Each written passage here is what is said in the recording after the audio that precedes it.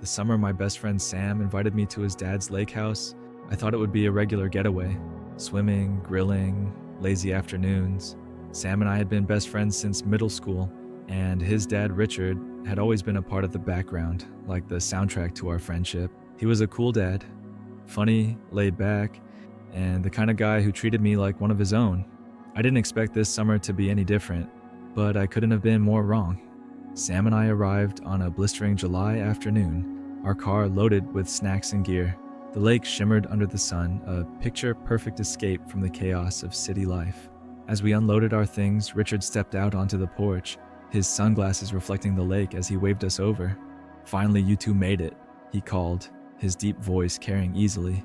He was shirtless, wearing only swim trunks, his skin tanned from hours spent outdoors. He looked fit, more like an older brother than a dad in his late 40s.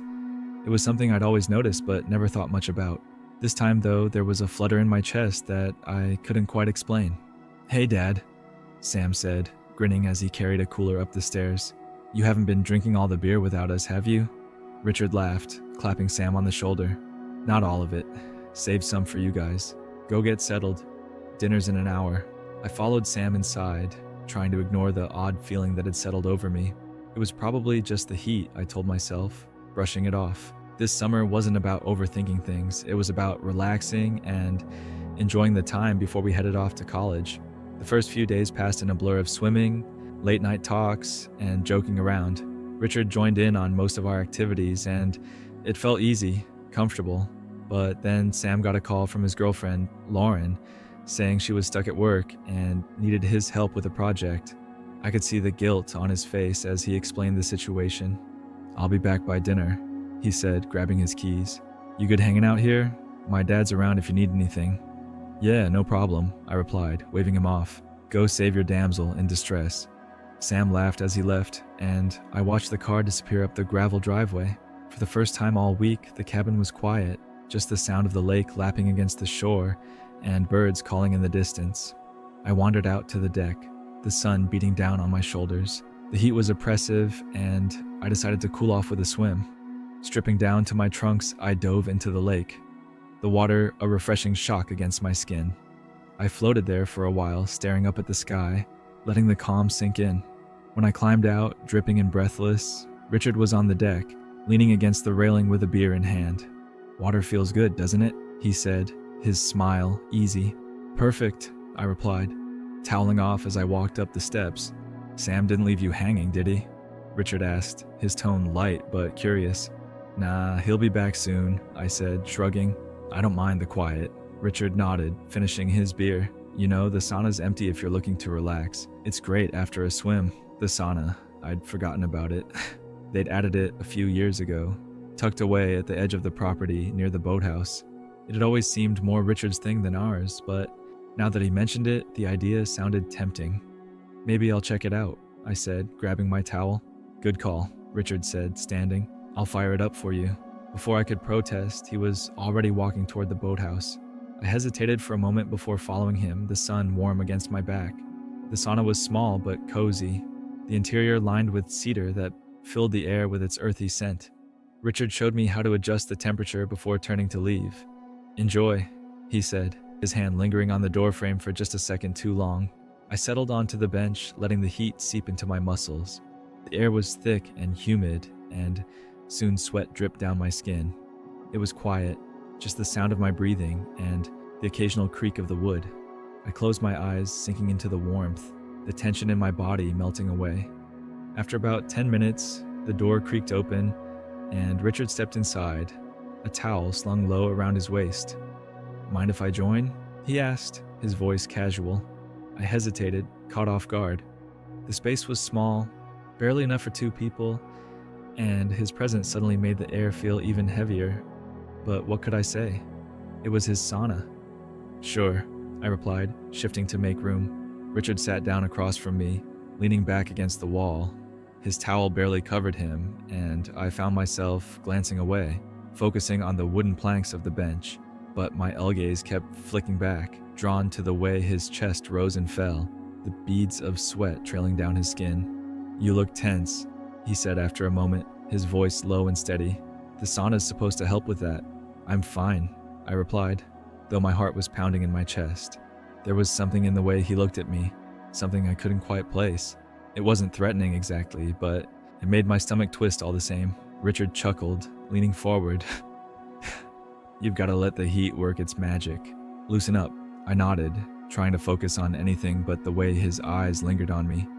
But it was impossible to ignore the shift in the air, the tension that seemed to thrum between us. And then, he reached out, his hand brushing against my arm. "You all right?" he asked, his tone soft, almost concerned. I swallowed hard, my throat dry. "Yeah, just not used to this kind of heat." Richard's hand lingered for a moment before he pulled it back, a small smile playing on his lips. "It's good for you. Clears your head." I nodded again, unable to find my voice. The sauna suddenly felt too small, the heat suffocating. I could feel his eyes on me, and it made my skin prickle. A strange mix of anticipation and unease. The weight of Richard's gaze lingered long after he pulled his hand back. I tried to focus on the heat, the way it seeped into my muscles and made my body feel heavy, but it was impossible to ignore his presence. The sauna felt smaller with him there, the space between us charged with an energy I couldn't explain. We sat in silence for a while, the only sound the faint hiss of steam as Richard poured water onto the hot rocks. The air grew thicker, the heat more intense, and I wiped sweat from my brow, suddenly feeling self-conscious. Richard leaned back against the wall, his posture relaxed, but his eyes told a different story. They flicked to me every so often, as if he were studying me, waiting for something. "You've grown up a lot since I first met you," Richard said suddenly, his voice cutting through the heavy silence. "Hard to believe you're heading off to college soon." "Yeah," I replied, my throat dry. "Time flies, I guess." He smiled, a soft, knowing expression. "It does. Seems like just yesterday you and Sam were running around here like a couple of kids." I nodded, unsure of what to say. The way he spoke, it wasn't just casual small talk. There was something deeper in his tone, something that made my stomach twist in a way I couldn't quite understand. Richard leaned forward slightly, resting his elbows on his knees. "Sam's lucky to have a friend like you," he said, his voice lower now, almost intimate. "Someone he can trust. Not everyone has that." I swallowed hard, my heart pounding. "He's my best friend," I said, my voice quieter than I intended. "We've been through a lot together." Richard nodded, his gaze never leaving mine. "That kind of bond, it's rare, special." The words hung in the air between us, heavy and loaded with something I couldn't quite name. My mind raced, trying to make sense of the moment. But before I could think too much, Richard stood up, his towel slipping slightly as he moved. My eyes flicked away, my face flushing with heat, not just from the sauna. "I'll leave you to it," he said, his voice smooth. "Sometimes it's better to be alone in here. Really let yourself unwind." "Yeah, thanks," I murmured, not trusting myself to say more.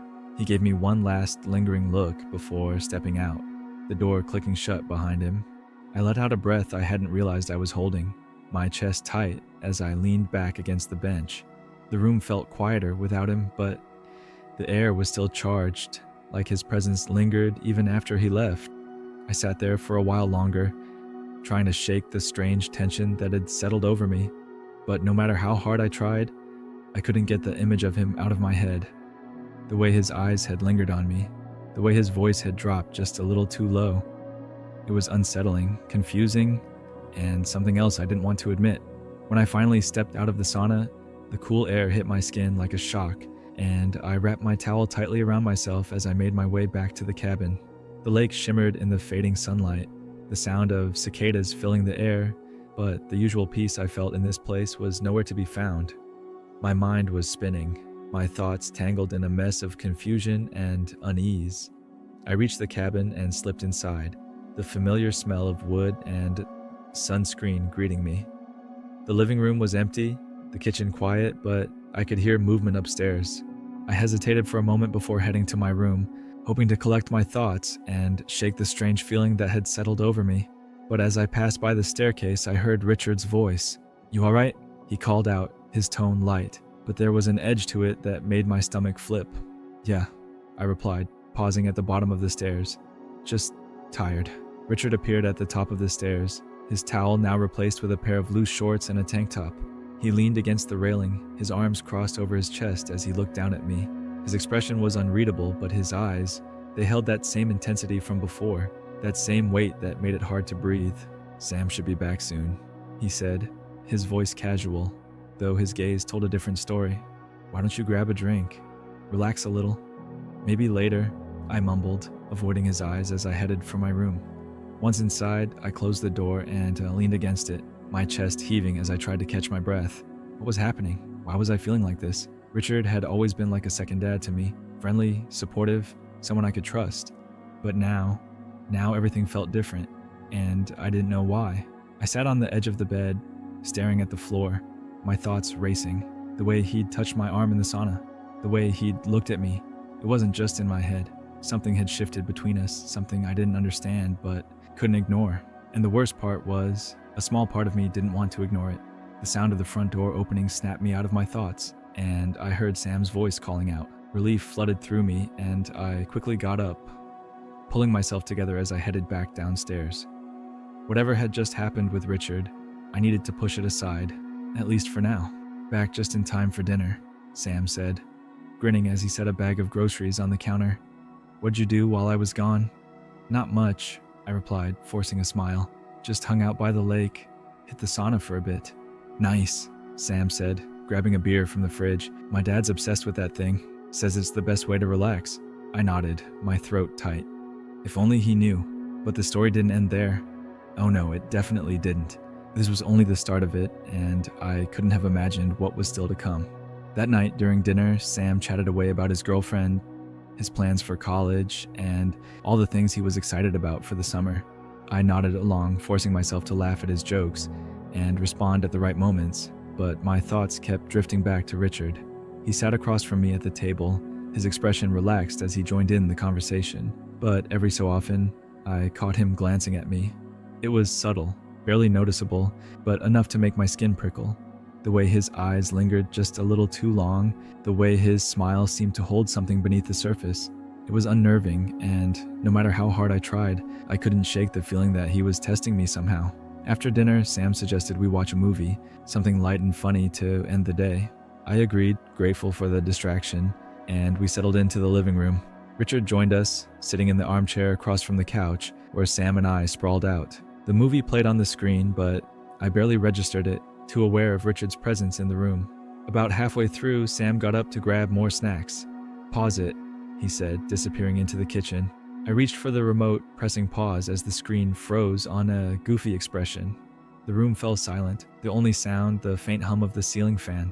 I glanced at Richard, trying to act casual, but he was already looking at me. "You alright?" he asked, his tone soft, almost concerned. "Yeah," I said quickly, avoiding his gaze. "Why wouldn't I be?" He shrugged, leaning back in his chair. "You just seem off, like something's on your mind." I swallowed hard, my palms sweating as I gripped the remote. "I'm fine. Just tired, I guess." Richard nodded slowly, his eyes never leaving mine. "It's okay if you're not fine, you know. You can talk to me." The words sent a jolt through me, my heart pounding as I tried to keep my expression neutral. "Thanks, but really I'm okay." Before he could say anything else, Sam returned, a bowl of popcorn in one hand and a soda in the other. He plopped back down on the couch, completely oblivious to the tension in the room. "Alright, let's finish this," Sam said, tossing a handful of popcorn into his mouth. I pressed play, grateful for the interruption, but my mind was far from the movie. Every so often, I felt Richard's eyes on me, like he was studying me, waiting for something. The weight of his gaze was suffocating, and by the time the movie ended, I was desperate to get away. "I think I'm gonna head to bed," I said, standing up and stretching. "Long day. Night, man," Sam said, giving me a lazy wave as he flipped through the TV channels. "See you in the morning." "Good night," Richard added, his voice low and smooth. I nodded, avoiding his eyes as I made my way upstairs. Once inside my room, I closed the door and leaned against it, letting out a shaky breath. My chest felt tight, my thoughts a tangled mess as I tried to make sense of everything. The way Richard looked at me, the way he spoke, it wasn't in my head. There was something there, something I didn't know how to handle. I crawled into bed, pulling the covers over me as I stared at the ceiling. The house was quiet now, the faint creaks and groans of the old wood the only sounds, but my mind was anything but quiet. I kept replaying the moments in the sauna, at the dinner table, during the movie, the way Richard's hand had lingered on my arm, the way his eyes seemed to see right through me. It was like he knew what I was feeling, even before I did, and that terrified me. I tossed and turned, sleep eluding me as my thoughts raced. I tried to convince myself that I was imagining things, that Richard was just being friendly, that I was reading too much into it. But deep down, I knew better. There was something between us, something I couldn't explain but couldn't ignore, and the worst part was, a small part of me didn't want to ignore it. Something in me felt excited, especially when I thought of Richard. I did not know what it was there yet, but I would find out soon after. The next morning I woke up to the sound of birds chirping outside my window. The sun streamed through the curtains, casting a warm glow over the room, but I felt anything but warm. My stomach was tied in knots, my chest heavy with unease as I got dressed and headed downstairs. Sam was already up, sitting at the kitchen table with a bowl of cereal. He grinned when he saw me, completely unaware of the turmoil inside me. "Morning, dude," he said, shoving another spoonful of cereal into his mouth. "Sleep okay?" "Yeah," I lied, grabbing a glass of water. "You?"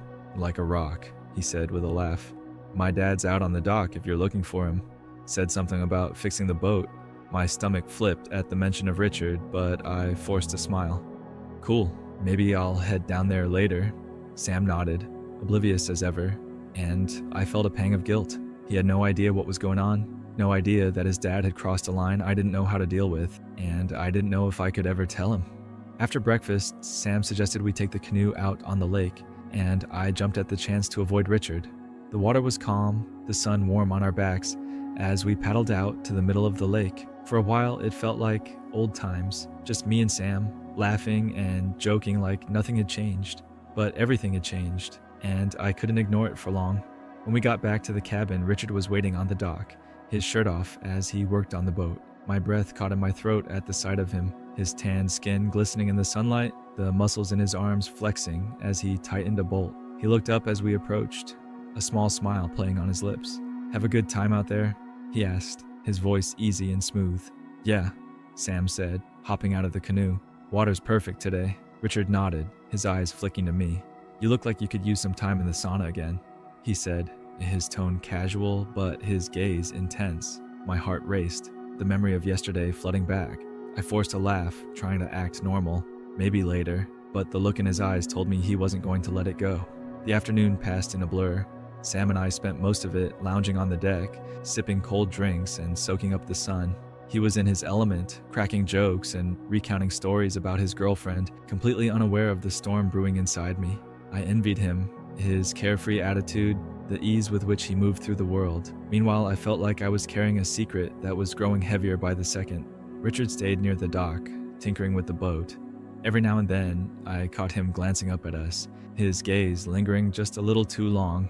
Each time, my stomach tightened, my heart pounding in my chest. I tried to act normal to keep up with Sam's energy, but it was like I was walking on a tightrope, every step more precarious than the last. By late afternoon, Sam decided to head into town to pick up supplies for dinner. "You want to come with?" he asked, pulling on his sneakers. "Nah, I think I'll stay here," I said, trying to sound casual. The thought of being alone with Richard made my skin crawl, but I couldn't bring myself to admit it. Sam shrugged, grabbing his keys. "All right, cool. Be back in a bit."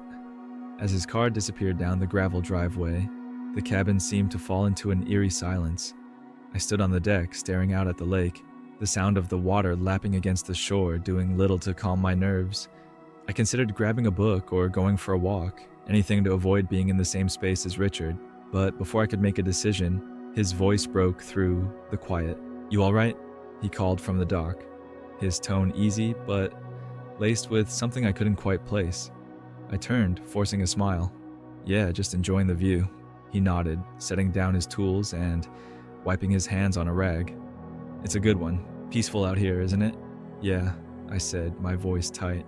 He walked up the dock, his movements slow and deliberate, like he was testing the waters. "You know," he said, stopping a few feet away from me, "it's just us now. We could talk if you want." My throat went dry. "About what?" He tilted his head, studying me. "About what's been going on. About yesterday." Panic surged through me, my hands clenching at my sides. "I don't know what you're talking about." He stepped closer, his voice soft but firm. "Come on, don't do that. I know you felt it too. I shook my head, backing away slightly. I don't know what you think happened, but it did, he interrupted, his eyes locking onto mine. And it's okay. You don't have to be afraid. Afraid. The word echoed in my mind, striking a chord I didn't want to acknowledge. I was afraid. Afraid of what he was saying, afraid of what it meant, and most of all, afraid of the part of me that didn't want to pull away. I think I'm gonna go for a walk, I said, my voice shaky as I turned toward the woods. But before I could take a step, his hand was on my arm, stopping me in my tracks. His touch was firm but not forceful, his grip sending a jolt through my entire body. Wait, he said, his voice low. You don't have to run. I froze, torn between the instinct to flee and the strange pull that kept me rooted in place. My mind was screaming at me to leave, to get as far away as possible, but my feet wouldn't move. I could feel his presence behind me, the weight of his gaze heavy on my back. I don't want to make you uncomfortable, he said, his tone softer now, but I think we need to talk about this, about us. His expression didn't falter, his calm demeanor only adding to my frustration. I know it's complicated, but I also know that what happened yesterday wasn't one-sided. You can deny it all you want, but I saw it in your eyes. I felt my face flush, a mix of anger and embarrassment coursing through me. You don't know anything about me, don't I? He asked, stepping closer. I see the way you look at me. I see the way you react when I'm around. You can try to hide it, but it's there. My chest tightened, the weight of his words pressing down on me. He wasn't wrong, and that terrified me. There was a part of me that was drawn to him, a part I didn't understand and didn't want to admit. But giving into that part felt like crossing a line I could never uncross. I need some space, I said, my voice barely above a whisper, as I turned and walked. I didn't stop until I was deep among the trees, the sound of the lake fading into the background. My heart was pounding, my mind racing as I tried to make sense of everything. How had things spiraled so far out of control? What was I supposed to do now? I sank onto a fallen log, my head in my hands as the weight of the situation settled over me. I felt trapped, like I was caught in a web I couldn't escape. No matter which way I turned, I couldn't see a way out. And the worst part? A small part of me didn't want to escape. A small part of me wanted to see Richard, and not only see him, but do so much more. The woods were quiet, the kind of stillness that only seemed to exist in places far from the chaos of everyday life. I could hear the faint rustling of leaves in the breeze, the occasional chirp of a bird, but it did little to calm the storm raging inside me. I had come out here to escape, to clear my head, but all I could think about was Richard, his words, his touch, the way he looked at me like he saw right through every defense I had. I wasn't sure how long I sat there staring at the ground, lost in a swirl of emotions I didn't know how to untangle. Part of me wanted to stay out there forever, hidden away where no one could reach me. But another part, the part that terrified me, wanted to go back, wanted to face him, wanted to see where this could lead. That part won. When I finally stood up and made my way back toward the cabin, the sun was beginning to set, casting long shadows across the forest floor. My heart pounded with every step, a mix of anticipation and dread building in my chest. I didn't know what I was going to say, what I was going to do. All I knew was that I couldn't keep running from this, from him. As I approached the cabin, I saw him sitting on the deck, his silhouette outlined against the fading light. He was staring out at the lake, a beer in his hand, his posture relaxed, but when he turned and saw me, his expression shifted, his eyes searching mine as if he already knew why I had come back. I stopped at the edge of the deck, unsure of how to start. The air between us was heavy, charged with an unspoken tension that made it hard to breathe. "You all right?" he asked, his voice soft, careful. I nodded, though the lump in my throat made it hard to speak. I just needed some time to think. "And?" he prompted, setting his beer down and turning to face me fully. "And I don't know," I admitted, my voice barely above a whisper. "This is all so confusing." He nodded slowly, his gaze steady. "It doesn't have to be." I hesitated, my heart racing as I took a step closer. "But it is. You're my best friend's dad, Richard. This shouldn't even be a possibility. And yet here we are," he said, his tone calm but firm. "You can't ignore what's happening, and neither can I." I felt my chest tighten, his words hitting me like a tidal wave. He was right. I couldn't ignore it anymore, but admitting that felt like stepping off a cliff with no idea where I'd land. I don't know what you want from me, I said, my voice trembling as I looked at him. I don't know what I want. He stood then, closing the distance between us in a few measured steps. His presence was overwhelming, the heat of his body, the intensity of his gaze. I could feel my resolve crumbling, every wall I had built up breaking down piece by piece. I'm not asking for anything you're not ready to give, he said, his voice low, steady, but I need you to be honest, with me and with yourself, honest. The word echoed in my mind, cutting through the haze of confusion and fear. Could I really be honest? Could I admit what I'd been trying so hard to deny? I started, my voice faltering. I don't know if I can do this. He reached out then, his hand brushing against my arm, the touch sending a jolt through me. It's okay to be scared, he said, his tone soft. But don't let that fear stop you from feeling something real. His words hung in the air, heavy and charged, and for a moment I felt like the world had stopped spinning. My heart was pounding, my mind racing. But when I looked into his eyes, all I saw was understanding. No judgment, no pressure, just him, waiting for me to decide. I made my choice. Slowly, hesitantly, I closed the gap between us, my hand reaching for his fingers intertwined with mine, warm and steady, and I felt a sense of calm wash over me, a calm I hadn't felt in weeks. He didn't move, didn't push, just waited, giving me the space I needed. When I finally looked up at him, I saw something in his eyes that made my chest ache, something raw and vulnerable, like he was just as scared as I was. And before I could overthink it, I leaned in, my lips brushing against his in a kiss that was soft, tentative, but filled with 1,000 unspoken words. His hand came up to cup my face, his touch gentle yet firm, grounding me in a way I hadn't expected. The kiss deepened, the tension between us dissolving into something that felt warm and real, something that made all the fear and confusion fade away.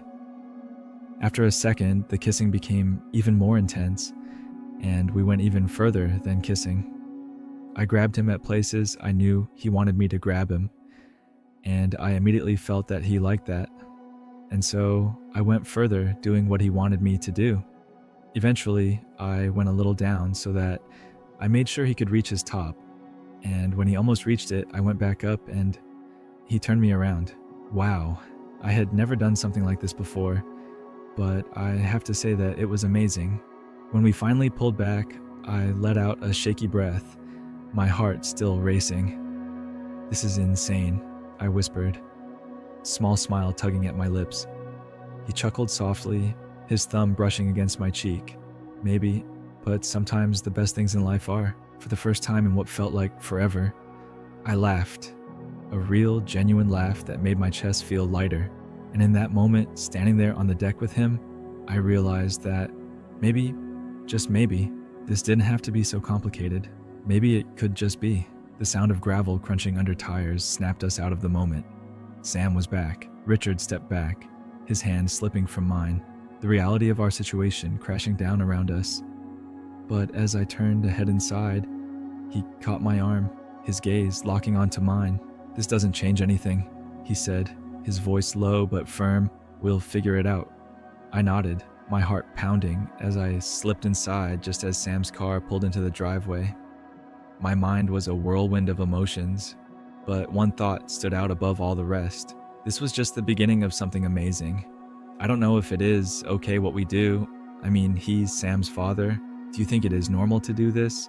Or do you think I should not care as long as we both enjoy? Please let me know what you think of it in the comments.